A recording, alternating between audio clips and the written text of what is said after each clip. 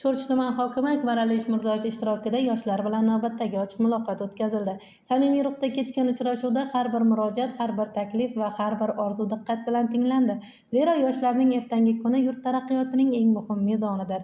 Uchrashuv davomida ingliz tili yo'nalishi bo'yicha oliy ta'limni muvaffaqiyatli tamomlagan C1 darajadagi sertifikat sohibasi Gulruxsor Yo'ldosheva ham o'z murojaatini bildirdi. U umumta'lim maktablarida ingliz tili fani o'qituvchisi sifatida faoliyat yuritish, o'z bilim va salohiyatini yosh avlod ta'limiga bag'ishlash niyatida ekanini aytdi. Mazkur murojaat qisqa muddatda ijobiy ko'rib chiqildi. Natijada Gulruxsor Yo'ldosheva tumandagi umumta'lim maktablaridan biriga ingliz tili fani o'qituvchisi sifatida ishga qabul qilindi. Bu voqea ochiq muloqotlar shunchaki uchrashuv emas, balki yoshlarning orzu-intilishlarini ro'yobga chiqaradigan, yoshlarning kelajagiga yo'l ochadigan amaliy maydon ekanining yana bir yorqin isbotidir. Sho'rchi tumanida yoshlarning bilim va tashabbuslarini qo'llab-quvvatlash, ularning bandligini ta'minlash hamda salohiyatini ro'yobga chiqarishga qaratilgan ezgu ishlar davom etmoqda.